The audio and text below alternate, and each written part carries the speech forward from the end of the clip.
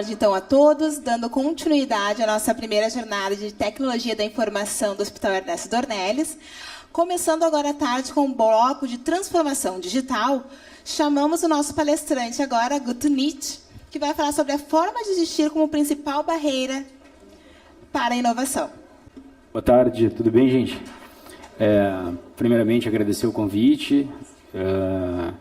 Uma jornada de TI é interessante porque o Avelino Zouros eu já conheço há bastante tempo, e o Avelino ele vem do mundo da TI. O Avelino foi diretor da informática da PUC durante muitos anos, e ele vem dos algoritmos, e eu venho da soft science, né?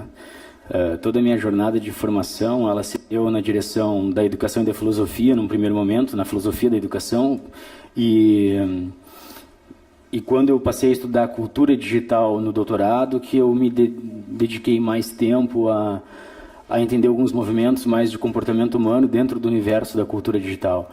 Tecnologia digital ou tecnologia embarcada, hardware, softwares não era meu foco, mas era entender como mudava o cérebro das pessoas e como mudou o cérebro, as sinapses, a cognição, a partir do momento que a gente começou a se deparar com a cultura digital.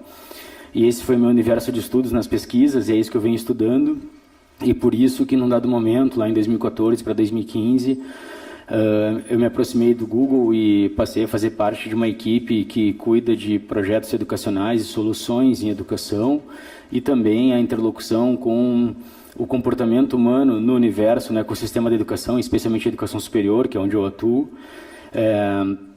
Hoje eu coordeno a área de Humanas, Educação e Cultura da Universidade La Salle, que é uma rede mundial que tem universidades espalhadas em torno de 72 países, né?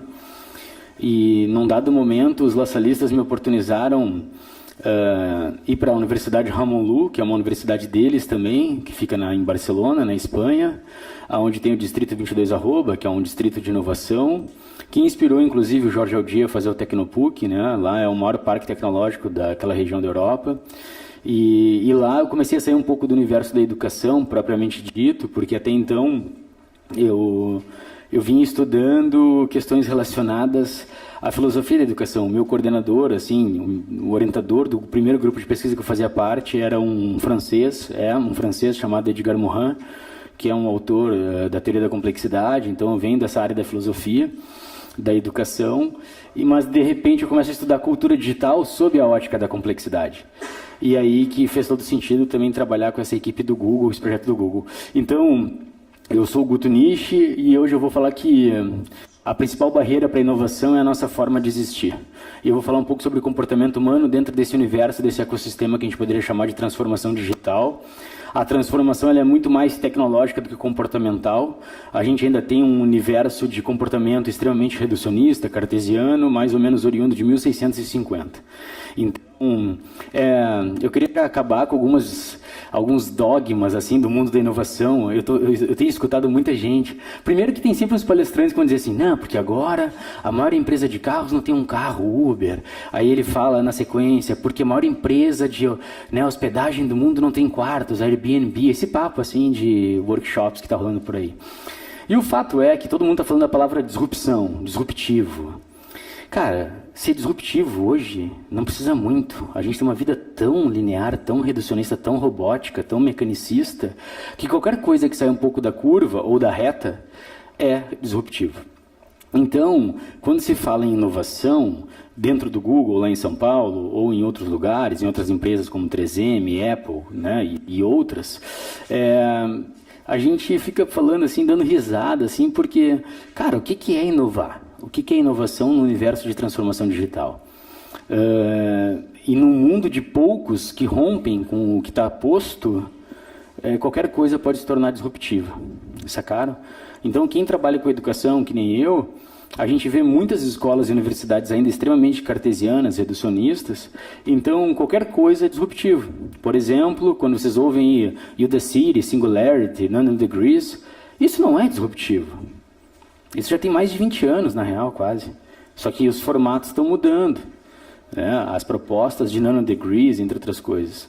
Então, é que algumas coisas chegam num time diferente para a gente. Mas então, Eu vou trazer então um pouco muito mais do que tecnologia só. Eu vou trazer como é que a gente percebe no mundo da educação, no projeto Google for Education, mindsets, mentalidades e racionalidades das pessoas, ok?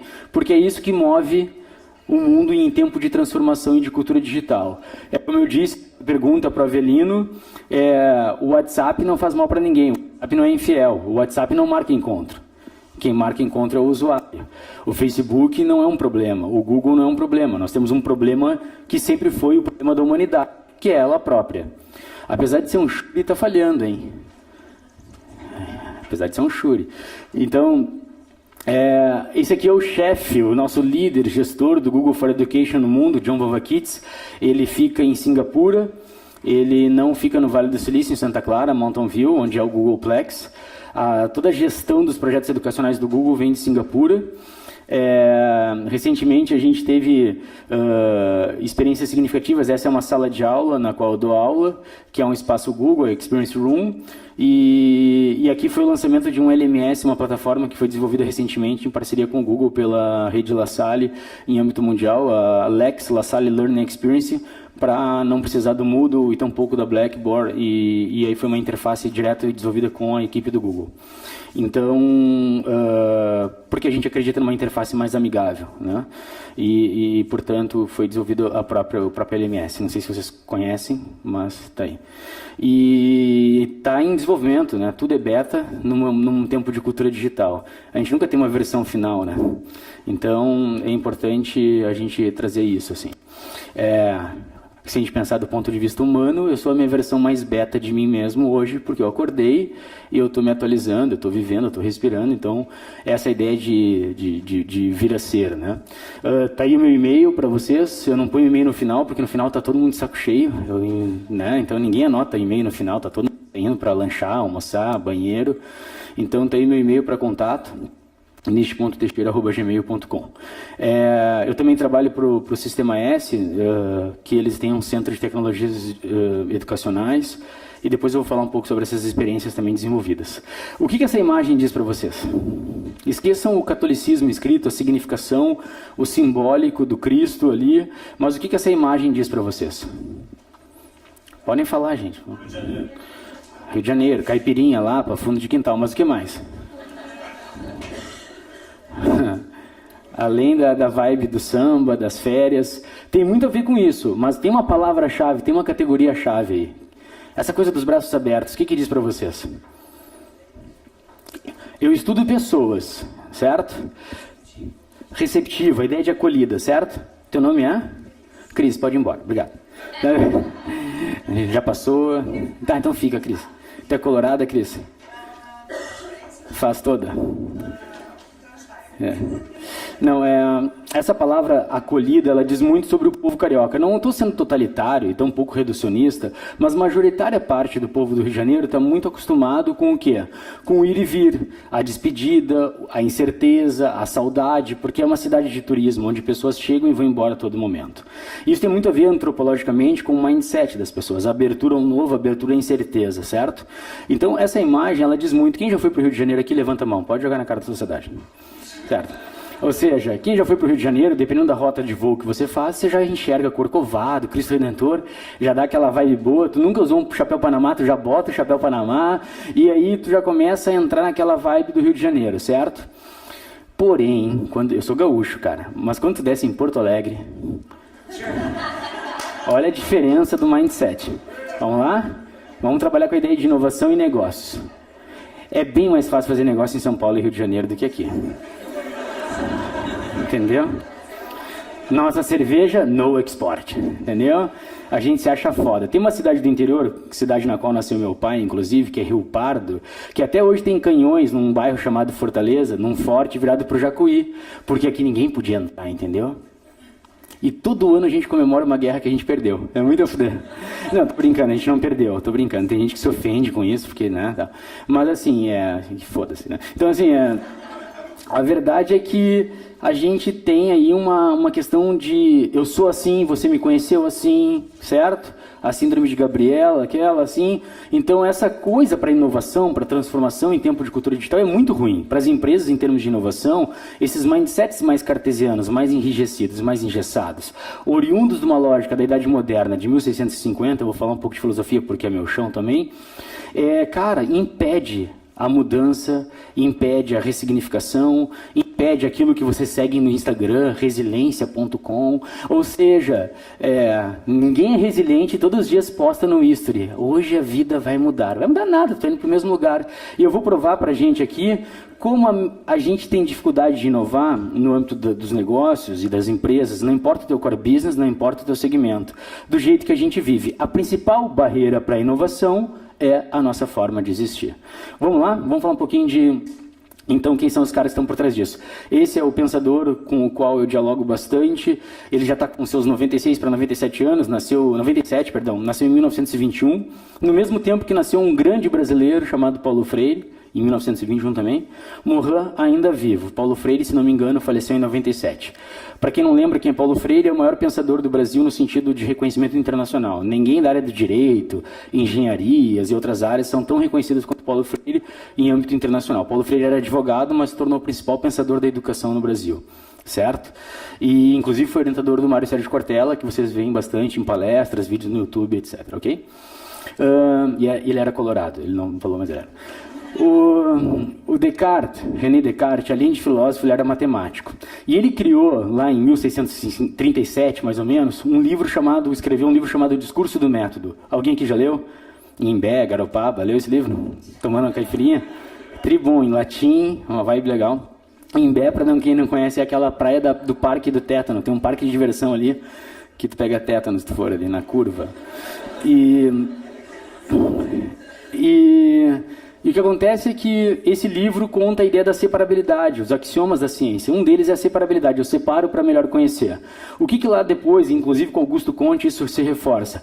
A ideia das hard soft science, as disciplinas, os fragmentos do conhecimento. Eu pergunto para vocês uma coisa, antes da gente começar de fato. Qual é a diferença da escola e da prisão? Qual é a diferença da escola e da prisão? Da universidade e da prisão?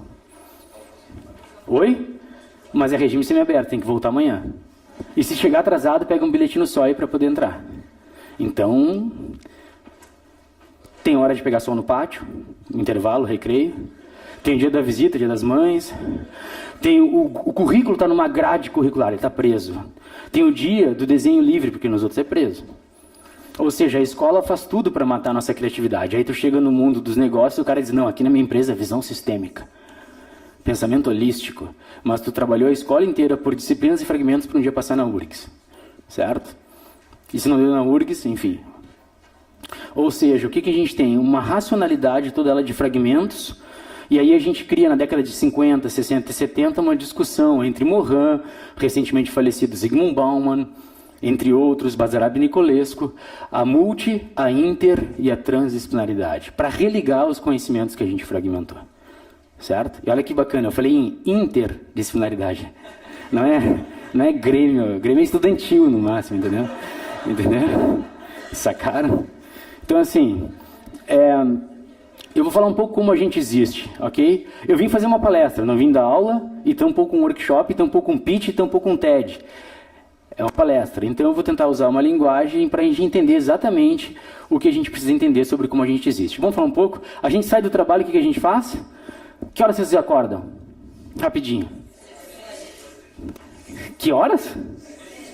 15 para 6? Onde é que tu mora, velho? Longe pra caralho. E que horas vocês dormem? Meia-noite. Ah, um disse ali, depois que atualiza o Face. Ninguém fala depois que faz sexo, o pessoal tá mal, né? Tá, então vocês dormem meia-noite. Né? Vocês se relacionam com o Instagram antes de dormir, tá certo? E aí dormem meia-noite e acordam às 6. Então vocês devem dormir diariamente, noturnamente, 6 horas, certo? Então vocês dormem pouco. Vocês passam de segunda a segunda, toca a música do Fantástico, dá aquela sensação gostosa de que amanhã tem que trabalhar. E aí o que acontece? O que a gente está observando na internet em termos de comportamento humano? A ausência de sentido. E o que a gente percebe? As pessoas colocam hashtag sextou, mas ninguém coloca hashtag segundou, segundo a sua linda. Porque as pessoas estão apresentando ausência de sentido. Então, quando a gente sai do trabalho, o que o pessoal do Porto Alegre faz? Vai no Zafra. O pessoal acha inovador pra caralho. E tu é o cara que vai inovar. Por quê? Porque agora tu acha que tem post-its coloridos e trabalha com design thinking da D-School e usa Canvas, aí pá, tu vai resolver o mundo, entendeu? Mas eu vou te mostrar como é que tu vive, entendeu? Depois a gente fala de Stanford, ok? Então tu sai do Zafra, o que tu faz? Busca um Tilenol. Vai na Panvel, tá... Aí tu saiu da Panvel, o que tu faz? Vou pra casa. Não tem nada pra fazer, vou pra casa. Aí hoje em dia tu acha que tu lê pra caralho, mas não. Tu usa Netflix e acha que tá abalando por isso. A inovação, ela precisa de referências. Eu não acredito em pessoas vazias. Sem leitura, sem experiências de vida, sem vinhos tomados. Quando a gente fala em inovação, a gente está falando de um problema muito grave que hoje em dia está caindo o padrão global de intelectualidade. As pessoas cada vez leem menos. Eu tenho alguns alunos conectados no Facebook. Aí eu digo pro cara assim, ó, esse texto aqui do Foucault, do Derrida, do Deleuze, sei lá, Morin pra semana que vem, tá? Aí o cara me olha e diz assim, bah, ô Soro, não tenho tempo. Aí eu chego em casa, abro o Face, tá ele, se sentindo emocionado vendo The Voice Kids. Eu, filha da puta, velho. Ele não tinha tempo pra ler. Vocês estão entendendo o que está acontecendo na sociedade do século XXI? E essa sociedade, sem referências, com esvaziamento da leitura, com esvaziamento dos clássicos, com esvaziamento das viagens e outras experiências necessárias, ela quer transformar a realidade que ela desconhece. Inovação perpassa por tu conhecer a realidade. Como diria Paulo Freire, eu preciso me constituir um sujeito crítico, reflexivo, para transformar a realidade. Logo, eu preciso de emancipar, portanto, emancipação da racionalidade, da mentalidade, da cognição, do pensamento. Então, a gente tem um problema grave. Aí o cara sai de casa, o que ele faz? Ele acha que mora em Manhattan. Em Porto Alegre nem Starbucks tem, velho. Aí o cara passa na conveniência, pega um pão de queijo, um café, vai correndo pro trabalho, trabalhando o câncer que ele vai ter um dia, né? Ele vai, e aí, o que acontece? Ele chega no trabalho, aí ele entra nesse prédio, aí ele inova. Por quê? Porque lá tem post-it colorido. Tem puffs coloridos, M&M's. Aí ele vai inovar. Mas como, cara? Esse projeto arbitrário que a gente vive impede de fazer a parada que é necessária para resgatar a capacidade de observância.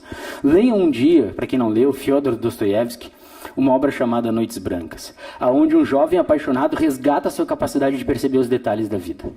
Porque ele tem um sentido, não é o amor, a paixão, esse sentido erudito, mas é o sentido que se coloca diante dele, então ele começa a observar a realidade. Cara, Jobs fez isso. Ele e o Wozniak, eles não saíram com uma prancheta na rua da praia, na frente do Correio do Povo. Vem cá, o que tu precisa? Aí um cara correndo com pão de queijo pro trabalho e disse assim, eu preciso de uma tela de vidro que me traga experiências e que nessas... Ninguém seria capaz de fazer isso na forma como a gente vive. Porque tu está no trânsito da Ipiranga, tu está no trânsito da Danilo Peçanha, tu está no Oswaldo Aranha, tu está na Independência, tu não vai pensar no iPhone, velho. Desculpa. Mesmo que te deem post-its coloridos. Porque a tua racionalidade não está oxigenada para isso. A tua capacidade de observância da realidade não está. Então não adianta criar equipes de inovação nas empresas. Isso é o maior erro, criar núcleos de inovação. Aqui não, essas são as 5 pessoas que vão cuidar da inovação na empresa. Que merda é essa? Inovação é cultura. Depois se discute processos, metodologias e, por conseguinte, pessoas. Mas como é que tu introjeta, constrói, forja uma cultura de inovação com pessoas que, de casa, do trabalho, voltam para o Zafra? E um dia elas compraram um projeto americano chamado Time Off. Vamos falar em férias do gaúcho? Olha como a gente é inteligente. As férias do gaúcho. Aí, vamos todo mundo junto, porque a gente é unido, né? Então, a gente vai cantando o hino do Rio Grande do Sul. Porque a gente se sente mais empoderado quando a gente faz isso, né? Como a aurora, a gente vai indo. E o que o gaúcho faz? Ele é gaúcho? Maquiné. Tu não vai pra praia sem dar uma paradinha e comprar o quê? Uma rosca, né, velho? Porque as pessoas estão de dieta e metem uma rosca com nata, né? E aí elas vão pra praia. O que é a praia? Vai pra praia, tira areia da cadeira, tira o sandal, põe sandal, tira areia da cadeira, no outro dia leva a cadeira pra beira da praia. É super relaxante isso, né? Isso é as férias. E isso é instagramável. Tu põe um coco cravado na areia, desfocado, aquele mar marrom de Capão. E se tu acha que tu é rico, tu ainda vai pra Shangri-La e Atlântida, achando que tá balando ainda. Entendeu? Aí o que acontece? Cara, chove na praia. O que gaúcho faz? Joga canastra. Não tenha dúvida. Né? Canastrinha. E a gente quer inovar. Aí o que faz no fim da tarde? Põe o moletom da Gap, vai buscar o quê? Um crepe. Quer fuder, né, cara? Olha que legal como tá inovador. Te dão post-its coloridos, tu não sabe o que fazer. Nem da ideação até a prototipagem. Ou seja, não existe inovação com pessoas mecanicistas, não existe inovação com pessoas que compram projetos prontos e são incapazes de refleti-los. Estão sacando isso? Nós vivemos projetos comprados. Ou seja, eu brinco assim, né? O projeto Los Santana. É eu, você, 2 filhos e um cachorro. Ou seja, é isso, entende? As pessoas compram isso. Porque se tu não existe, né? Se tu não botar uma foto no Instagram que tu foi no Parque Germânia, na Redenção ou no Parcão. Entendeu? Então, quem é que é capaz de inovar vivendo desse jeito? Essas pessoas constituem nossas equipes. No Google, no Sistema S, na universidade, no Hospital Ernesto Dornelles. Entenderam? E as pessoas trabalham o ano inteiro pedindo férias. E quando chega as férias, elas vão pegar 6 horas de freeway. Inteligente pra caralho. Já começa relaxando no início das férias. Já. Entenderam? Ou seja, quem é que vendeu isso pra gente? Como é que tu quer falar em disrupção se tu é incapaz de, entre aspas, romper com a realidade? Ou seja, a gente não aprendeu a fazer disrupção, a gente aprendeu a responder. Ontem eu fiz uma prova na universidade, sabe como é que foi essa prova? Ela não tinha perguntas para os alunos. Eles tinham que fazer perguntas, e eu ia avaliar as perguntas da prova. Se as perguntas fossem boas, é sinal que eles tinham domínio daquele conteúdo, daquela abordagem, daquela intervenção didática metodológica que foi feita ao longo de um semestre. Porque prova é o quê? Para provar algo. Ninguém tem que me provar nada. Porque tu pode decorar conhecimento em termos de conteúdo. É o que vocês fizeram, vocês decoraram Bhaskara para passar no vestibular. Quem aqui lembra para que serve Bhaskara? Ah, não sei que tem um matemático nesse auditório. Oi? Mas existe a lógica, tu pode olhar Discovery Kids. Então, a gente está criando, no âmbito da cultura digital, um problema muito grande, que é a vida exógena, a vida da excitação. Tem empresas que trabalhavam com gestão à vista, ou ainda trabalham, e criaram a visão, a missão. E tem uma equipe que cuida sedentamente por isso dentro da empresa, mas nessa mesma equipe tem pessoas que jamais fizeram a visão e a missão da sua vida. Mas elas cuidam de um CNPJ. Agora tem empresas que acham que evoluíram. Não, agora é propósito. Vamos falar em legado. E aí tem pessoas que cuidam do propósito daquele core business daquela empresa, mas que são incapazes de cuidar do seu propósito pessoal e da sua vida como um legado. Estão sacando? A gente chama isso na filosofia de o tempo da excitação. Tudo que é exógeno chama a atenção do sujeito. Bauman, que faleceu ano passado, ele tem vários livros, Medo Líquido, Amor Líquido, etc. E um deles é o Vida para Consumo, que nós somos ensinados e acreditados a pensar que nós vamos viver para sempre para pagar os 60 anos de financiamento para a Caixa. E isso é uma questão questionável, isso é uma questão interessante a se pensar. Em 2015, 13 de julho de 2015, eu já contei isso aqui recentemente no hospital, porque eu fui recebido aqui, em 15 de julho. Dia 13 de julho, eu estava fazendo uma palestra na Federal de Salvador, na Bahia, e eu estava com muita dor de ouvido. E eu liguei para o Sérgio Mussali, que é um otorrino aqui da região, e marquei uma consulta para quinta-feira. E eu cheguei em Porto Alegre de volta da palestra que eu fiz em Salvador, na Bahia, dia 15 de julho. O que eu fiz? Fui para o Beira-Rio. Inter e Tigres na Libertadores. O Inter se fudeu. O Inter ganhou o jogo, porém desclassificou, se não me engano, não lembro mais. E o que aconteceu foi que eu tive uma paralisia facial, uma espécie, como se fosse síndrome de Bell, não sabe se exatamente, mas acredita que sim. Uma paralisação, isquemia do nervo trigêmeo, praticamente. E ali eu comecei a refletir um pouco assim a minha relação, porque eu tenho um filho de 6 anos, o Luca, que é colorado, é claro, e o Luca vai ser o que ele quiser, quando ele começar a pagar a Unimed. Então, assim, até lá ele é colorado, né? Porque o que a gente aprendeu, né? A nossa vida, qual é? Trabalha bastante, estuda bastante, paga um bom plano de saúde e depois morre no privativo. Essa é a meta de todo mundo aqui, né? Não é deixar legados, é morrer no privativo. Ou seja, eu aprendi que a minha melhor aula era aquela de hoje, é a de hoje, a minha melhor palestra é a de hoje, porque é a última, porque eu posso sair daqui e cair algo da obra na minha cabeça, eu posso sair daqui e ser atropelado na Ipiranga, então a gente criou a ideia de que nós somos mais eternos e perpétuos quando nós não somos. Então, em menos de 2 horas, esse senhor aqui que está aqui, inclusive, ele visualizou meu rosto, que eu dormi meia-noite e acordei 2 da manhã pela metade. A gente pode acordar pela metade, a gente pode não acordar, e a gente pode acordar pela metade e essa metade nunca mais voltar. Então a gente tem que começar a se relacionar um pouco diferente com o tempo, em tempo de cultura digital, porque a cultura digital ela vem nos reforçar uma ideia. Não é só a transformação que é rápida. A tua vida ela é muito mais passageira do que tu pode imaginar. Então, se tu tem alguma possibilidade de deixar algum legado, algum construto, seja moral, ético, um produto, um serviço, uma experiência para a sociedade, é hoje que tu tem que fazer isso. E se tu não tem condições de fazer hoje, começa a te repensar. Porque eu não quero ser um fitoplâncton. Alguém aqui da área da biologia? Sabe o que é um fitoplâncton?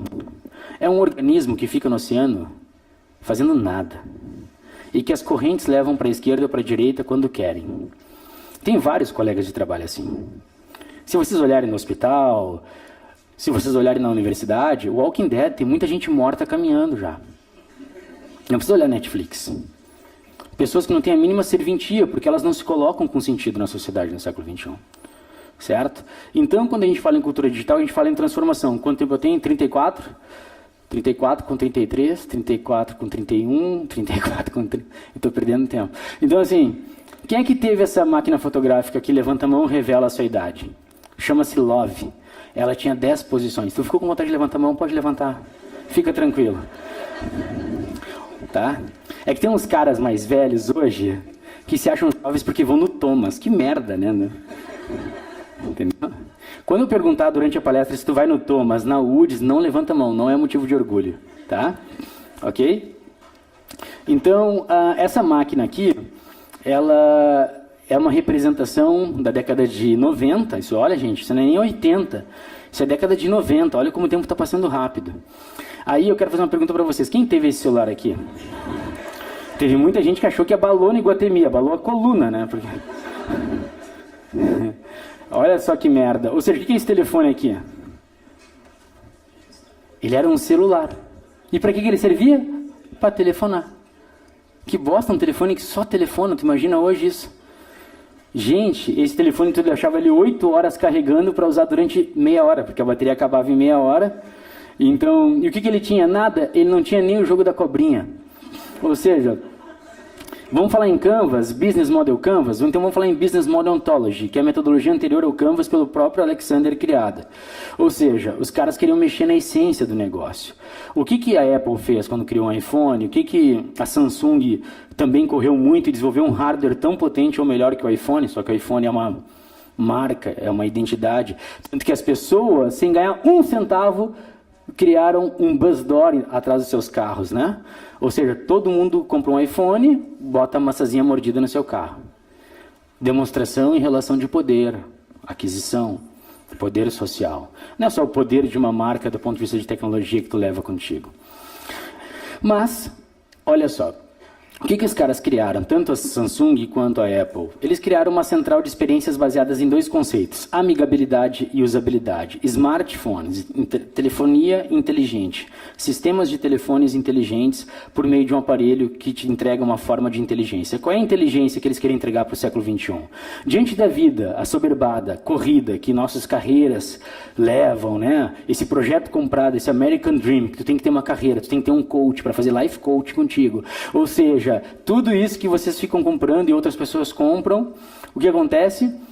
Os caras vão fazer o seguinte, vamos tornar mais tranquila a vida dos caras, vamos criar uma realidade amigável e de usabilidade. São os 2 conceitos inscritos na Apple Store e na Play Store. Ou seja, a sala de aula é um ambiente amigável e gera entretenimento? Não, tudo vai na contramão. Trabalhar onde tu trabalha é amigável? Diz que sim, senão vai ser demitido. Sim, é amigável. Então, ou seja, nós temos aí a possibilidade de gerar na vida das pessoas entregas entregáveis com amigabilidade e usabilidade. O porquê que a Apple fez isso? Porque a Apple estudou pessoas. Ela não estudou tecnologia em primeira instância. Depois o Wozniak se quebrou para botar isso no hardware, porque o Jobs estudou pessoas. Jobs não estudava tecnologia e nem UX, User Experience, experiência do usuário. Ele entendia de pessoas em primeira instância, não da experiência que elas queriam ter. A gente não tem mais tempo de entender de pessoas. Como diz Martin Heidegger, importante filósofo do século XX, a gente vai ter muita tecnologia, muita nanotecnologia, que não é do tempo dele, mas a gente sabe pouquíssimo sobre o homem e sobre a mulher no século XXI. Porque a gente não tem mais tempo para conversar, para se observar e para trocar. Certo? Porque tu tem que atualizar teu Insta. Entendeu? Tem gente que não assiste a palestra, não participa da palestra, ela está postando a palestra. O síncrono, esse online que existe, ele nos impede de ter a capacidade de observância. Quem é essa aí? A Barbie. A primeira Barbie da história, ela tinha essa fisionomia aqui, esse jeitinho de vestir. Um maiô Coco Chanel, preto e branco, um óculos Gucci, salto na beira da praia, ou seja, era salto, não tinha rasteirinha. Essa coisa aí, rasteirinha, Havaianas, Ipanema. Tinha salto, era elegância na beira da praia. Ah, mas e o problema na coluna? Foda-se, era isso que eles queriam. 20 e poucos anos de idade, a Barbie tinha 22 a 23 anos, certo? Ainda que tivesse uma cara de mais experiente. As meninas nos Estados Unidos, na década de 60, que tinham 13, 14 anos de idade, brincavam de boneca. Hoje a gente escuta Ludmilla, é diferente. Mas com 13, 14 anos de idade, na década de 60, se brincava de boneca, certo? Tu já estava no planeta Atlântida pegando geral. Ou seja, com Cleiton e Cleidir fazendo abertura. Então, que todo ano é isso, né? Então, assim, essa Barbie aqui se conectava com a mulher da década de 60. Por quê? Porque essa mulher da década de 60 ela era formada pela, infelizmente, forjada, formada, direcionada por um mindset de cuidar do marido para que ele pudesse ter a carreira na companhia. Esse era o American Dream. Então o homem evoluía dentro da companhia, ele sustentava a casa e a mulher ficava simplesmente isolada, cuidando da sua realidade doméstica. A mulher não tinha intervenção social, não ocupava cargos de executiva, não era nutricionista do hospital, não era fisioterapeuta do hospital. Essa mulher, ela cuidava da casa, esperava o marido com o pijama dobrado e a pantufa na sala. Na outra palestra aqui do hospital, eu disse que pantufa não é uma coisa saudável para as relações. Neto, joga fora a tua pantufa. Tá? E tem homens que acham que abalam quando compra a pantufa do Homer. Ah, inovação, né? Ou seja, a pantufa não é sensual, não é bonito, acaba com os relacionamentos. No Rio Grande do Sul a gente tem frio em julho, as mulheres se vestem de Emília de sítio do Capão Amarelo, botam um mês de dedinho colorida, 13 Sharps e ainda tem agora uma moda, Luiz, que é a seguinte, é uma roupa inteira de soft, parece um ursinho. Fode com a relação. E o cara com a camisa do PGQP, que ele nunca mais vai usar de novo, que ele ganhou o PGQP pela empresa há 3 anos atrás, achando que está balando em casa também. Viu? É triste. Ok? Então vamos lá. O que os caras fizeram? Olha só, década de 60 eles estudaram a mulher, infelizmente era essa mulher forjada para essa racionalidade a partir da racionalidade machista, né?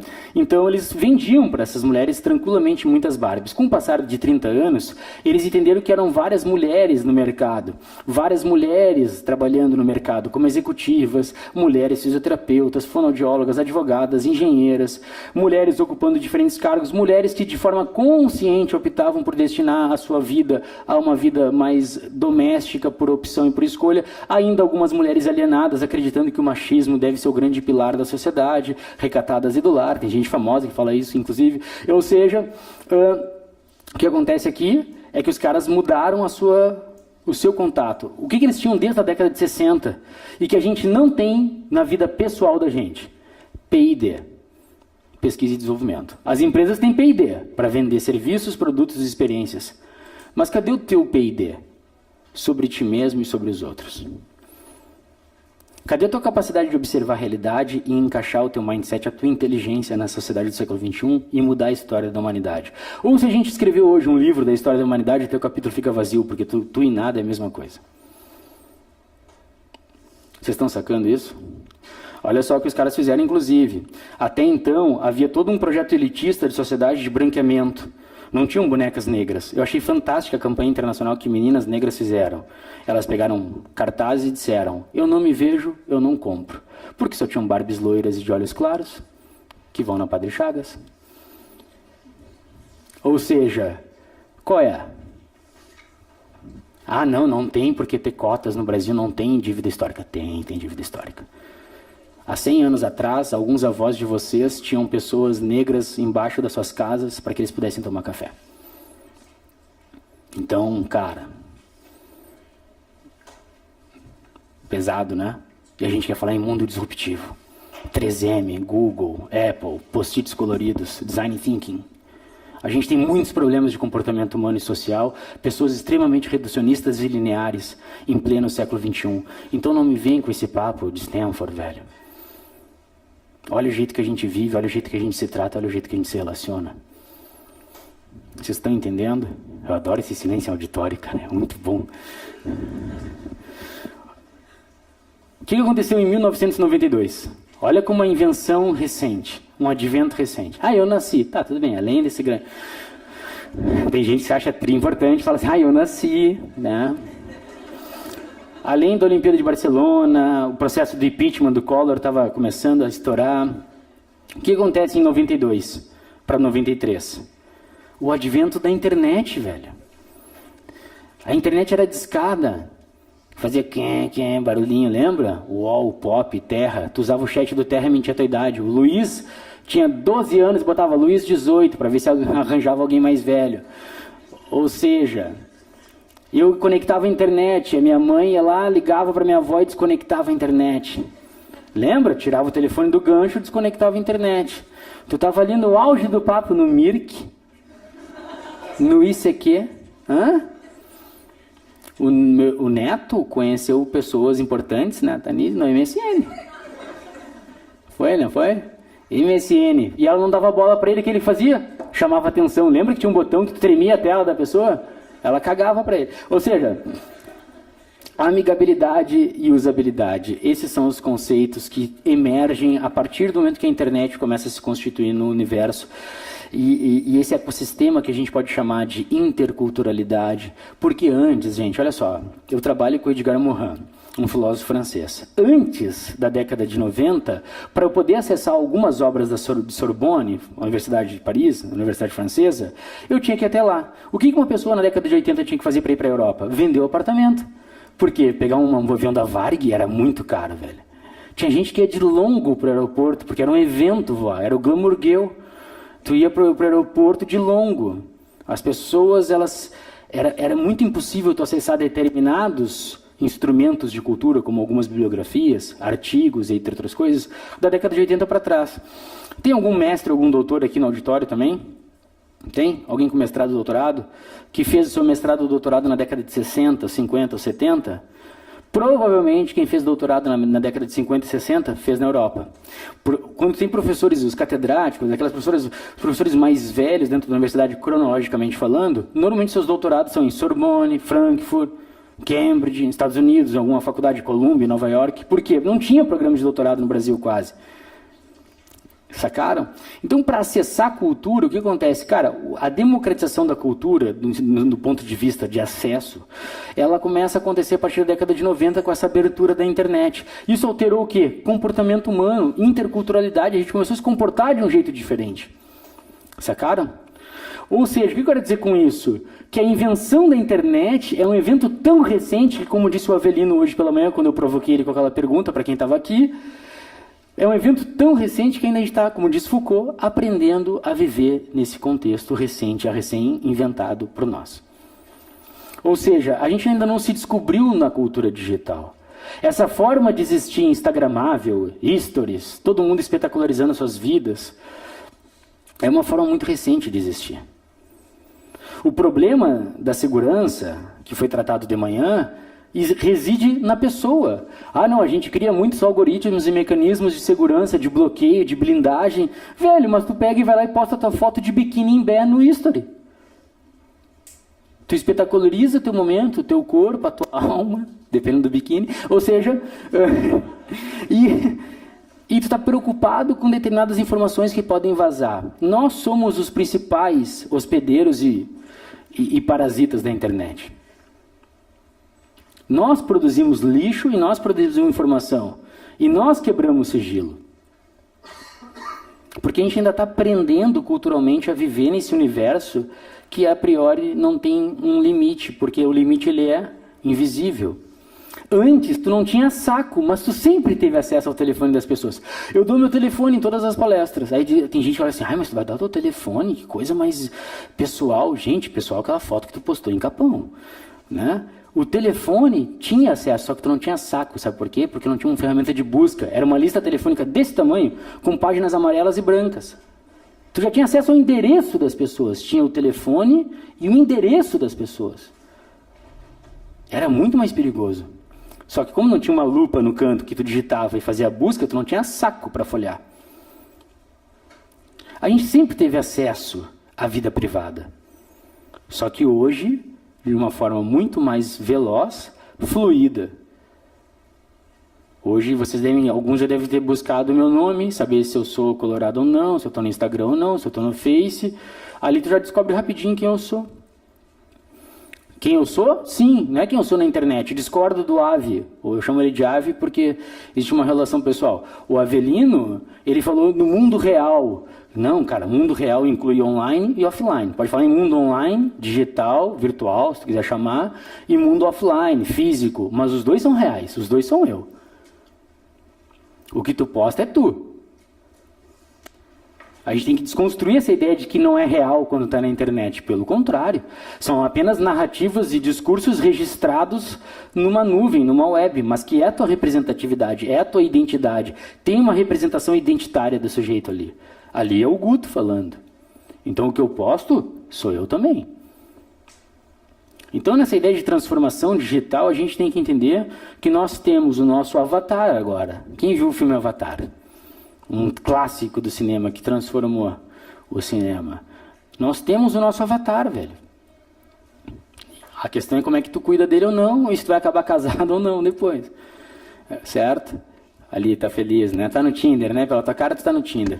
A gente tem uma pesquisa depois para saber quem tá no Tinder. A gente já encontrou várias pessoas aqui do auditório. Eu não tô, mas tem um amigo meu que tá e viu vocês lá. Então... Gente, assim, depois eu quero falar sobre Tinder, vai dar match, essas coisas, tá? Então, assim, que é lamentável. É a degradação da humanidade. Ai, eu tô no Tinder. Sempre tem alguém que se... E sempre tem alguém que cruza os braços e me olha assim, ó. Tá no Tinder, entendeu? Eu faço isso para provocar e a pessoa se entrega, entendeu? Tu tá no Tinder, não? Não? Tá no Tinder? Gente... Alguém que foi para Disney, levanta a mão. Pode jogar na cara da sociedade, não? Tenho vergonha se eu perguntar se foi na UDS. Agora, assim, foi na Disney? Levanta a mão, porra. Alguém foi para Disney? Só ele foi para Disney? Ah, começaram a levantar a mão. Gente, olha só, vou dizer de novo. Eu não perguntei se tu escuta sertanejo universitário. Tu não tem motivo para ficar com as mãos para baixo. Eu perguntei se tu foi para Disney. Pode te orgulhar se tu foi para Disney. Foram? Então, a Disney não é um parque de diversão. A Disney, para quem trabalha com UX, eu sou da TI, eu trabalho com experiência do usuário, tá? Beleza. A Disney, quando é que ela chegou na ideia de UX? Quando ela desenvolveu entretenimento com storytelling, storyboard, um roteiro onde não só tu te diverte, mas tu aprende te divertindo. Tu sai da Disney mais inteligente, é o storytelling que os caras fizeram, certo? Isso aqui é um parque de diversão. Olha a crise. Foda, né? Primeira coisa, isso aqui estava parado antes de começar a andar, logo estava no sol. Para sentar, tu ferve a tua bunda aqui, porque devia estar 40 graus naquele negócio de fibra de vidro que tem nos parques. O pai tá cagando pros filhos. Tem um nenê chorando no sol, olha aqui, cara. 40 graus e a criança fritando. E para que serve isso aqui? Girar até vomitar. Isso aí tu pode encontrar na Redenção, em Bé. Ou seja... a diferença entre uma experiência e um parque de diversão. Entenderam? E se bobear, a gente leva pipoca doce ainda para dar mais uma enjoada aqui dentro. Ou seja, e o Tyson estava aqui, ó. Era o Mike Tyson. No Se Beber Não Case. Ou seja, cara, prestem bem atenção. Qual é a lógica inscrita nessa brincadeira? Quais os desenhos que vocês assistiam? Cara, Pica-Pau. Não tinha educação e não tinha estímulo pedagógico. Pica-Pau fumava na frente da gente. Ele fumava cigarro, o Pica-Pau. Ou seja, Pica-Pau só era entretenimento, certo? Papaléguas e Coyote era Al-Qaeda. Eles ficavam se explodindo com dinamite o tempo inteiro. E nada nos ensinavam. Tom e Jerry, mesma coisa. O mais esperto, rouba o queijo, bate com a panela, pega o queijo de volta. Caverna do Dragão, que merda aquela Uni que nunca deixou as pessoas irem embora. Desgraçado, né? Aquilo não era nem de longe um unicórnio, aquilo lá era o demo. Ou seja, há quem diga que ela fazia parte do clã, assim, né? Mas, enfim, o que eu quero dizer com isso? Tu liga o Discovery Kids hoje, as crianças de 3 a 6 anos de idade estão assistindo os Kratts, que discutem triple bottom, sustentabilidade ambiental, sociocultural, econômico-financeira, monetária.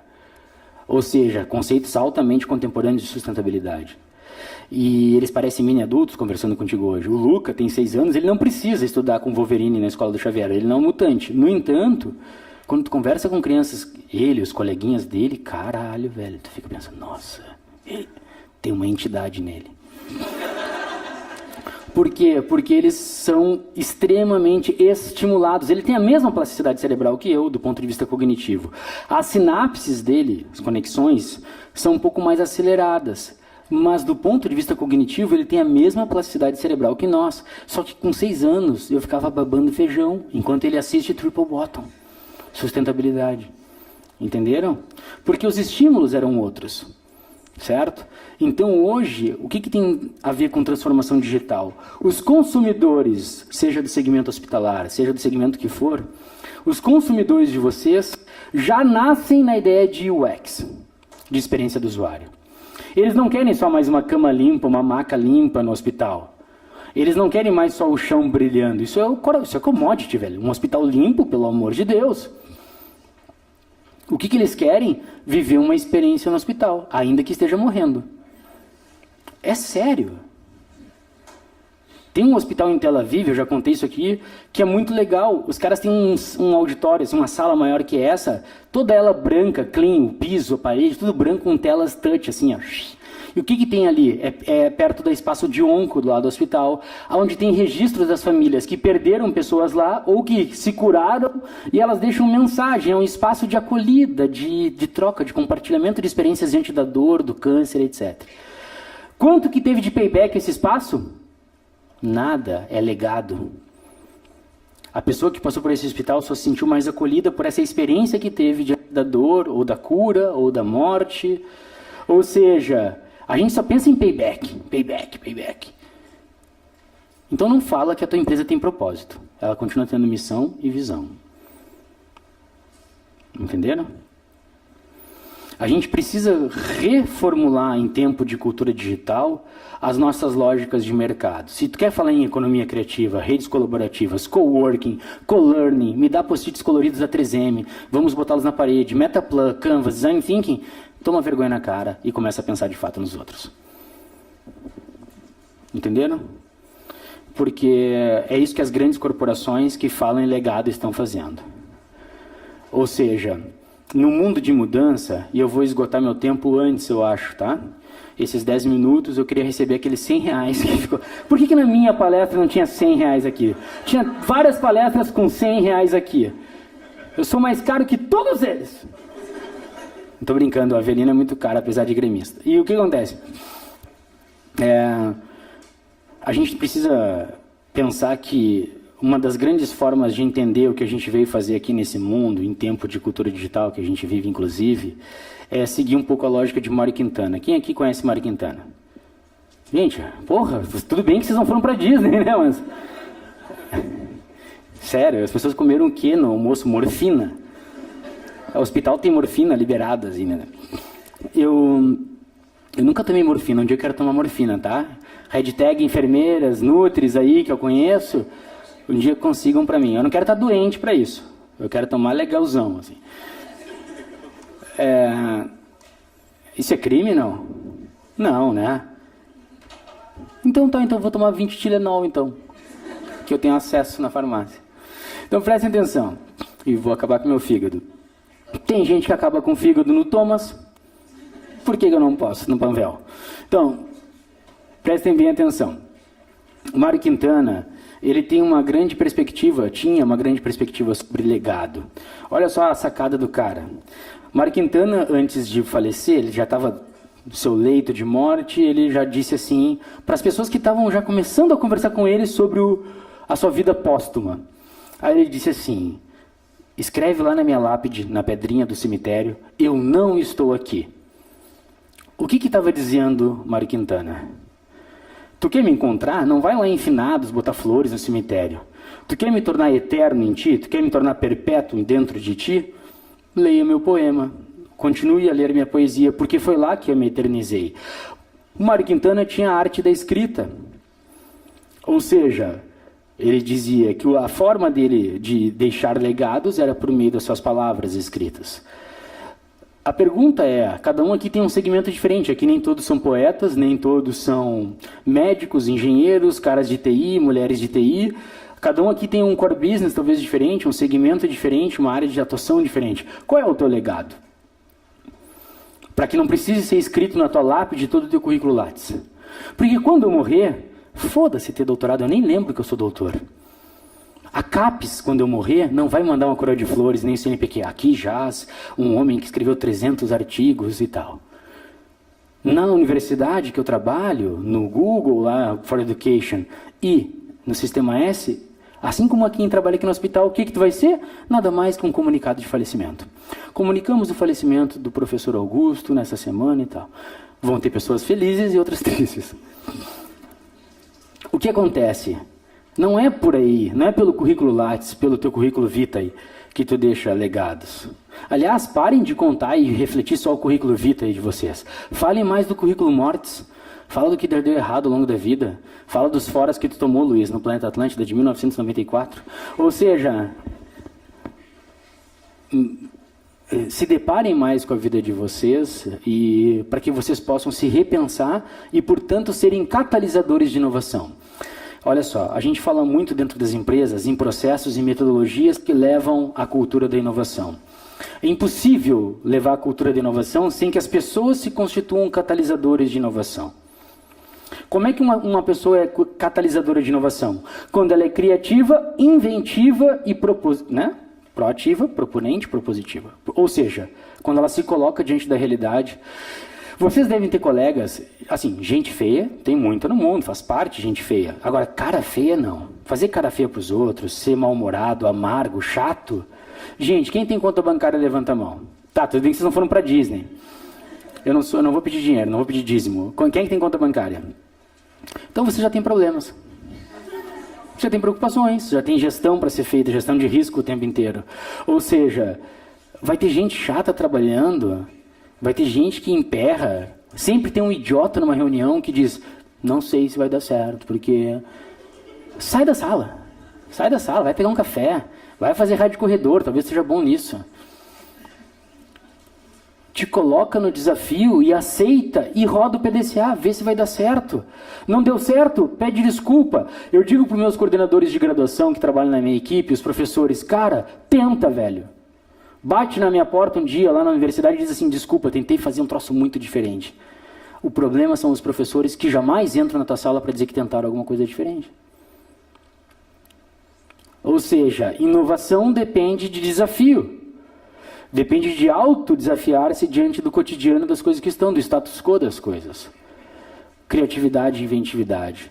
E eu não estou falando dos conceitos de inovação radical, inovação evolutiva, esqueçam isso. Parem para pensar, Zafari, Panvel para casa. O que tem? Como é que essa forma que tu vive te permite ser um sujeito que presta atenção no mundo de produtos, serviços e experiências? A gente precisa um pouco mais de brilho no olho. Eu não acredito em inovação com gente morna. Eu não acredito em inovação com uma instituição cinza, que não tem cor. Sendo que cinza é uma cor. 50 tons, né? Então, tu leu, né? Tu foi nos filmes todos, né? Na pré-estreia. Tem gente tarada no mundo. Só para ressaltar. E elas trabalham aqui às vezes. E... Não, tô brincando, nem é, Tanisa. E... Olha só, vamos falar em transformação digital, eu tenho apenas 6 minutos. Para quem não olhou, olhem para trás lá. Olha só como a gente não adivinha o tempo. Que bacana, ó. Tá vendo lá? Ó? Tem um relógio. Vocês devem pensar assim, nossa, como ele controla o tempo, né? É o Cleo Kuhn. Então, assim, recentemente, o Lucas chegou em casa, ele está se alfabetizando, já está, né, escrevendo, tarará, lendo algumas coisas e tal. E ano que vem ele está indo lá pro israelita e ele está se alfabetizando e tal. E aí ele chegou em casa, a prof está trabalhando com a gente o Egito. Eu pensei, nossa, o Egito, ele por quê? Porque lá estão, né, as primeiras significações, codificações, talvez, né, da nossa história recente. Com relação, então, às pirâmides, tinham suas paredes, e nas suas paredes internas, vários escritos, significados, como se fossem hieróglifos, né?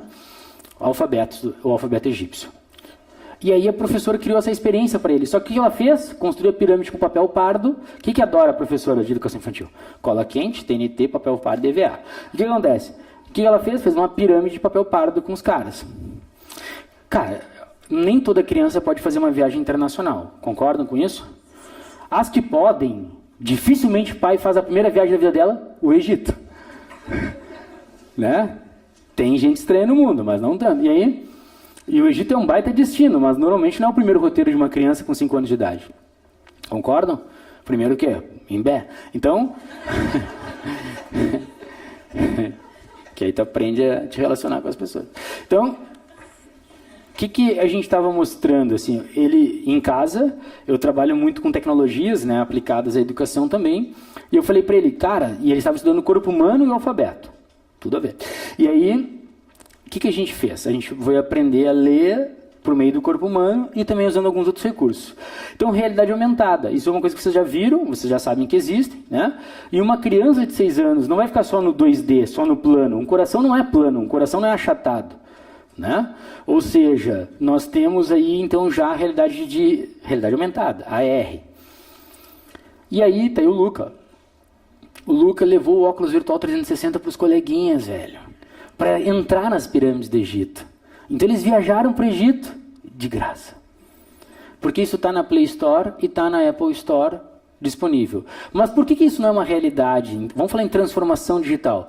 Porque o paradigma das pessoas cartesiano jamais considera a possibilidade de colocar a keyword da sua disciplina.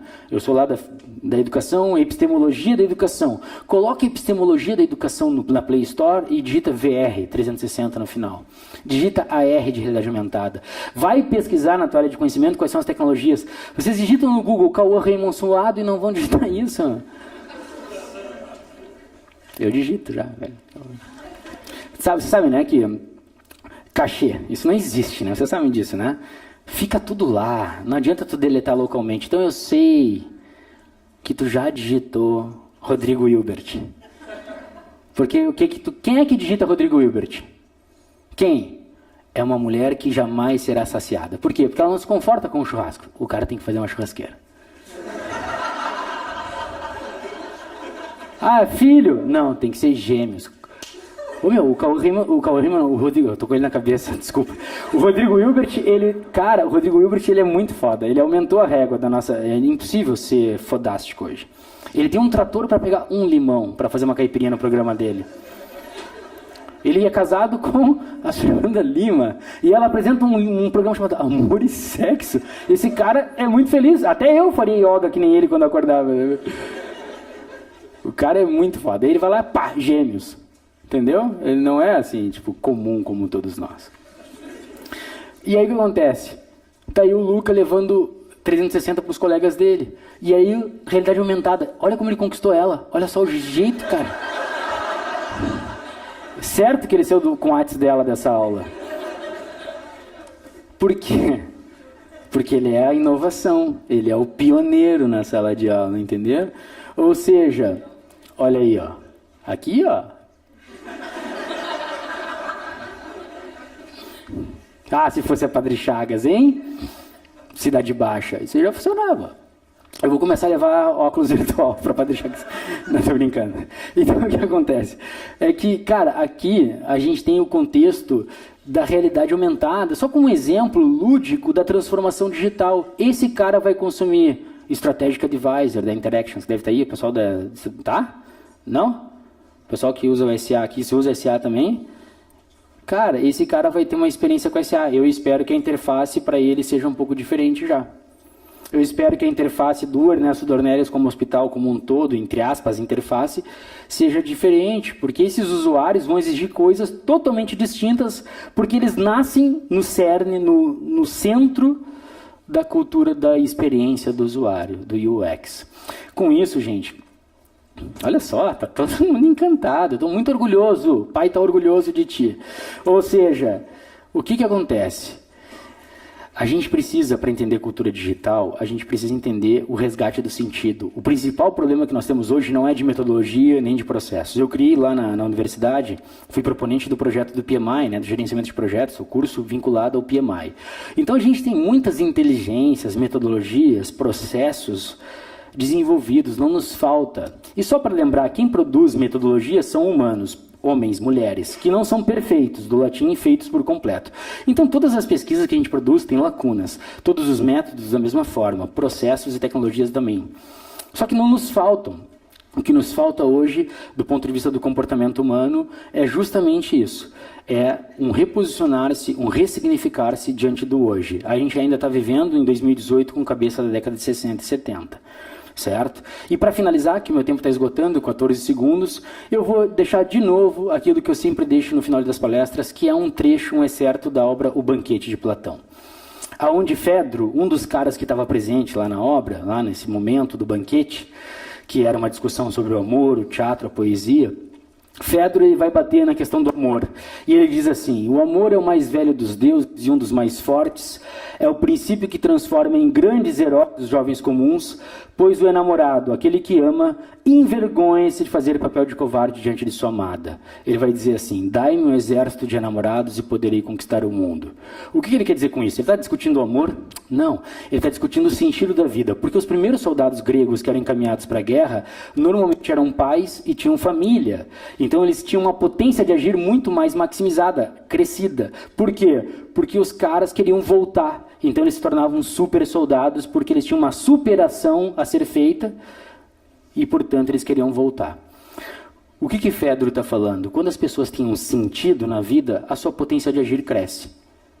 Certo? Só que a gente tem muita gente sem brilho no olho trabalhando com a gente. Então o principal problema da cultura digital e da transformação digital não são as tecnologias, ainda são as pessoas. Ok? É isso aí. Obrigado.